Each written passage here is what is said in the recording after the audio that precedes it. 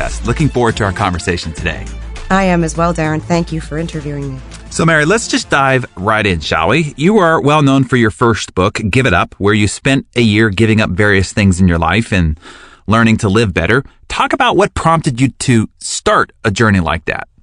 Well, Darren, I wish I could tell you that it was more of a subtle wake-up call, but it wasn't for me. As I was getting ready for work one day, I opened up my huge closet and tried to reach for this elusive pair of shoes that seemed to be just out of reach.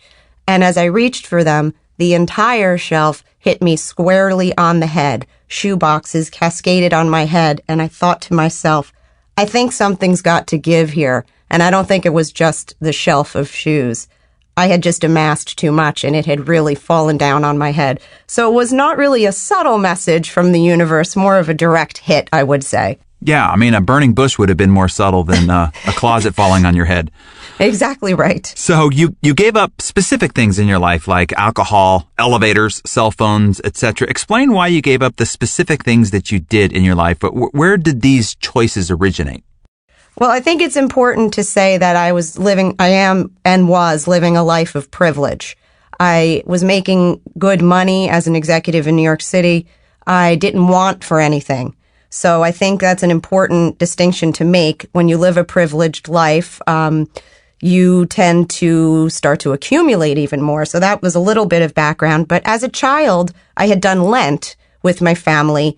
But I didn't understand Lent that I couldn't eat a ring ding and that was supposed to bring me closer to a spiritual life. I don't think as a child that message was getting through to me. So I thought with the combination of all these shoes falling on my head, my life getting a little bit out of control, and this feeling that with all of the things I had in my privileged life, that something was still missing. I had a sense of unease, a sense of unhappiness. I knew something needed to change. So I put it all together one day and said, it's obvious that I'm shopping too much. Let me give that up for a month, Lent style, and see where that takes me. So the original intent was just to give up shopping and see where that took me. And it just built over the course of a year that I would give something up just to see what it did, because I was finding that I was seeing changes and I was learning with every month what could happen if I were to give something up. I'm trying to resist the urge, Mary, to say that if you do eat lots of ring dings, it will bring you closer to your spiritual life because you will die sooner. So giving that up is probably a good thing. Anyway, I do appreciate the love of chocolate more than most people do. That was actually one of the things I gave up. But as a child, I don't think I really got the message. But Lent is really meant as a spiritual experience. You're supposed to be transformed by it. Yes, I understand. So that actually leads me to my next question, which is, out of everything that you gave up, chocolate included, maybe ring dings, what was the hardest and why? Share a story or two with us to illustrate it. Well, I think cell phones is nearly impossible now to give up, especially with smartphones, because you can message. There's so many ways to be in touch. You're messaging, you're texting, you're on Facebook. So cell phones was pretty hard because I had to be where I said I was going to be. And I had to be prepared to get there. In other words, I couldn't call and say, I'm 15 minutes late. I couldn't call and say, what's the address of that place we're meeting again? So I had to be more true to my word. And that made my communication much clearer. So that was a really important takeaway. And definitely the final month where I did the multitasking was really hard because so many of us are doing so many things at one time, and what we're doing is many things poorly instead of one thing well. So during that Christmas holiday time, I really wanted to enjoy the season and just slow it down and just try to concentrate on one thing at a time rather than spreading myself so thin, whether it was, different parties or meeting up with different friends or, trying to do too much. I think we think that time is endless and we can be in many places at one time, and we sort of wish our life away a little bit by getting on to the next thing rather than really, being more like a yogi and being there in the moment. If anyone has ever taken a yoga class, you're on your mat. The time that you're in now is important. So I was, honoring the time that you're in rather than planning your life away, which is what I had been doing. So do you still not use a cell phone, or was it just during the period that you were going through this experiment? It was just through that month. I do try to turn it off at certain points of the day, and just get away from it for sure.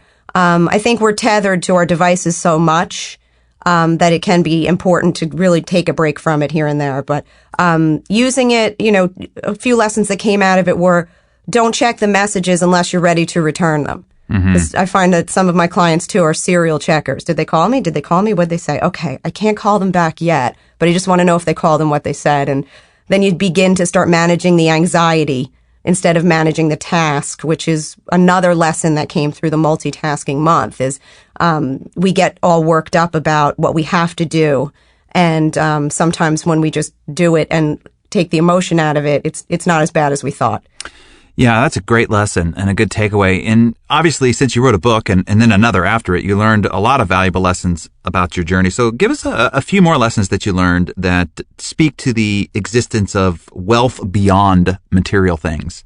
Well, again, coming from the perspective of being able to buy whatever you want, whenever you want to buy it, I was constantly adding things to my life to make myself happy. And I think that that's a very, very strong reaction to a consumer-driven society that, people emotionally buy things. I feel sad, let me buy a new handbag. I feel happy, let me buy a new handbag. So it was all of this accumulation, all of this adding. And what I had started to take away from all of this, that the adding wasn't making me a happier person. The adding was causing more distraction. So instead of going out on a weekend and enjoying time with friends, I was at home going through my closet, trying to make things fit, and then trying to figure out what I was going to keep and what I was going to return because I had already bought something the week before, exactly like what I bought last night. So it became this maintenance. And I think when you start having those imbalances in your life, that's a really good indication of where you're spending not only your money, but where you're spending your time. So I think for me and for many of my clients and people that I talk to when I do workshops is that there's an inclination to add instead of subtract. And I think sometimes when we take something away, we value its appreciation. And that's really what happened during that year for me. I had to take things away to appreciate them because everything was so cluttered in my life that once I began to eliminate things, possessions, habits, distractions, what I learned was an appreciation for the things I was so lucky to have, but also I learned how to change. And I think change is really the key here. Change is difficult, very difficult to change a habit, especially something that we've been doing every day in and out that remains, without reflection. When you have these habits that you don't reflect on, that you just do, I think that's when you can get yourself into a little bit of trouble. Speaking of experiences that you're going through, giving up things tends to be rather hard for people. We're all creatures of comfort and routine and our own rhythms. Talk about why you think it's so hard, even though we know that if we give certain things up, it'll improve our lives. Well, I think people are resistant to change. I know that I am. And what I learned after this was that I didn't have to be. I realized that I could practice change and slowly coax these changes into my own life. I think there's a philosophy that says change doesn't happen overnight. It has to be coaxed slowly up the stairs. I think many of us think it's going to be an extreme makeover situation like you see on television, that overnight, the house is completely in order, or the person has lost all the weight, or they have, a complete life change. It doesn't happen that way in real life. And I think that scares people, that it's not going to be quick enough for them. But these subtle changes that you make over time are really the ones that can change your life. If you think of anybody that's good at anything, they put the time into it, and it's an everyday thing. For me, right after this year of living with less took place, I ended up deciding to write, leave my job. I became an entrepreneur. I started my own company called Order. And I moved to a new apartment and I met my husband.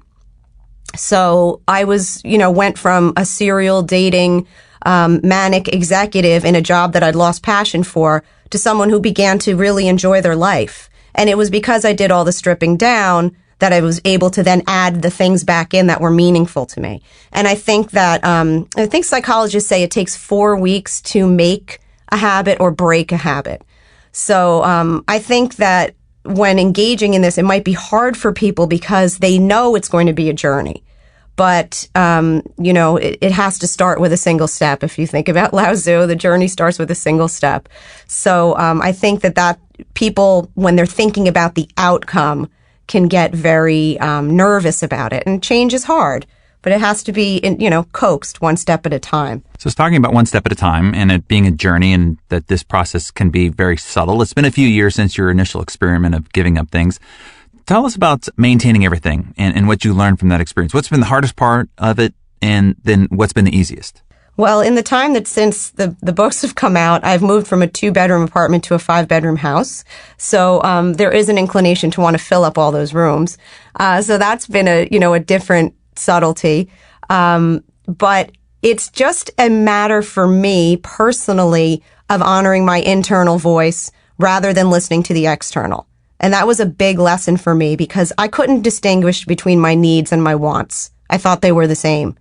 And when you start to let your desires come from really a quiet place within, you start to really have much more decision-making ability and much more direction in your life. So that was a very big change I needed to make. I still love to shop with my girlfriends.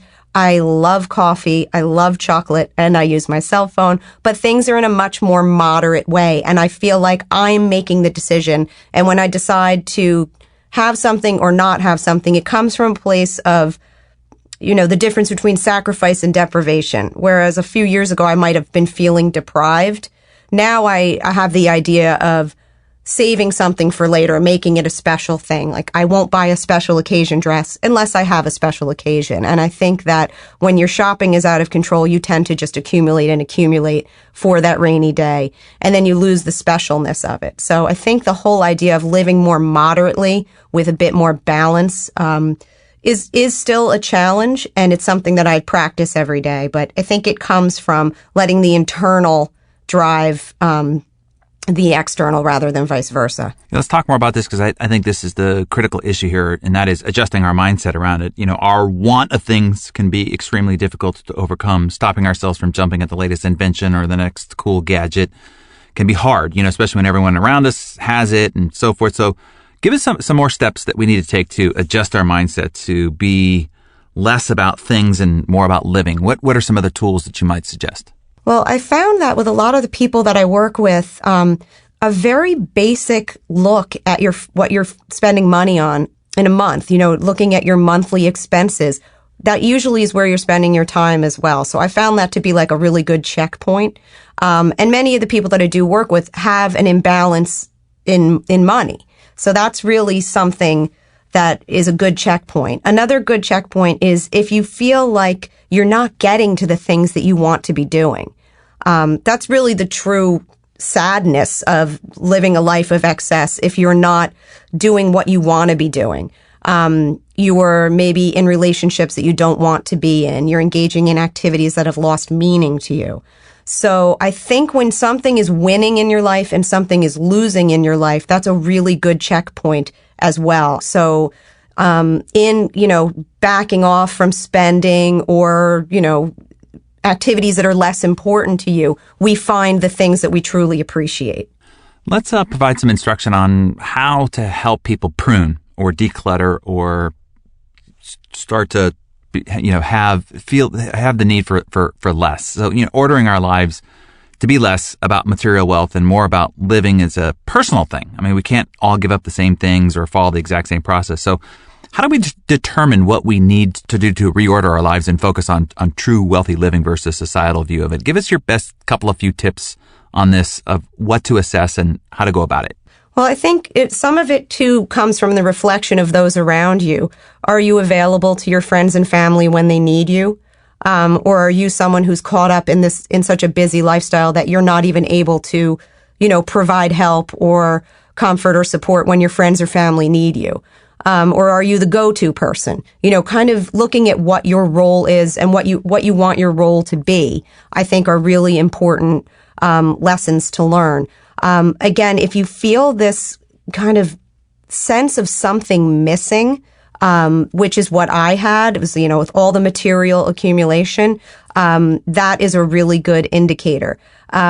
I also think that for many people who can't find the things that they've bought and rebuy them, just really taking what I call like a life inventory. What do you have? What are you using? And it can begin in your closet. It began in my closet. I changed my life from my closet out, you know. Do you have things with price tags still on them? Are you constantly going back to the store to return and rebuy things? So really looking at, you know, even if it's a couple of days, looking at your life. A good exercise that I use in workshops is write down your typical day, how you spend your time, how you spend your hours, whether it's, you know, dropping your kids off for soccer or going to a yoga class or working. Write all the things down that you do. That's your typical day. Then flip that piece of paper over and write down your ideal day. What are the things that you want to be doing? You know, within reason. You can't just say St. John and the lesson's over. But on an ideal day, if you can structure your time, it's up to you. What would you like to do? And then at the end, compare them. What are the differences? What are the things that exist in the practical, typical day that you can eliminate to get you closer to your ideal day? Because it's really more about enjoying your life in a meaningful way. And that purging and ridding of it comes from really knowing what you're doing to begin with, knowing what you're buying, who you're seeing, and how you're spending your time. And it can be as simple as just writing it down. Here's what I'm doing. And that also gives you a very good idea of how you spend your time. Because I think many of us think that we have much more time than we do during any typical day. And that's why at the end of the day, we feel, you know, shamed by the fact that our to-do list did not get done again.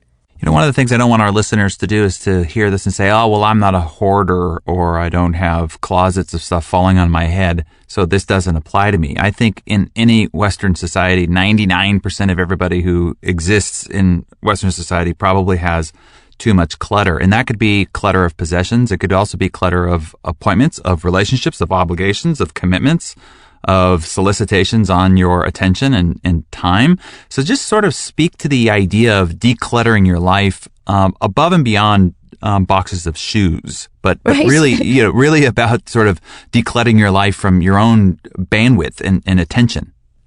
I think attention and calendar clutter is probably the biggest thing we have now. And I think that what happens too is, you know, it takes form in so many different ways for so many different people. You know, we're in a society that's constantly upgrading. You know, the minute you leave the parking lot, your phone has been upgraded and you're already out of it. It's so sad.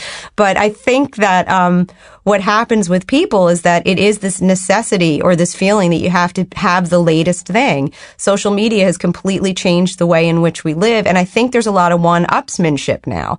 And I think that the external is always driving the internal rather than the other way around. Just because a camera has 45 zoom doesn't mean you need to have it. I certainly don't want that much zoom, but maybe some people do.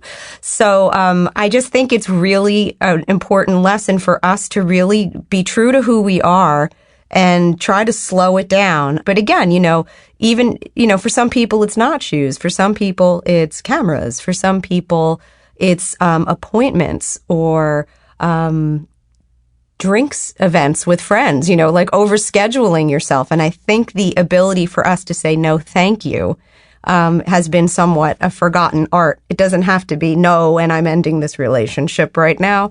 It is maybe no, I can't do this right now. You know, a good example comes from, you know, the suburban mom who is volunteering to do all sorts of fundraisers all of the time and spreading herself so thinly that she can't really spend the time with her family. That's the whole reason why she did this to begin with. So I think that our inability to say no thank you sometimes makes us live a more cluttered life with too many appointments, too many scheduling conflicts. And again, that can be passed on to our children. Anybody who has kids in sports could probably attest to the fact that, you know, they spend most weekends traveling around to various ball fields all across the country.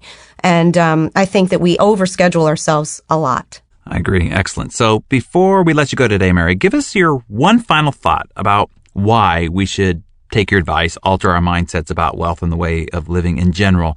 We've seen the benefits you've experienced, but what do you feel should be the real reason why all of us should take this on as a new change agenda? Well, It's pretty simple, and it's kind of how all philosophy or spirituality works, in my opinion, which is if you make yourself a better person, you can then help others to make themselves a better person. And I think that the less distracted we are,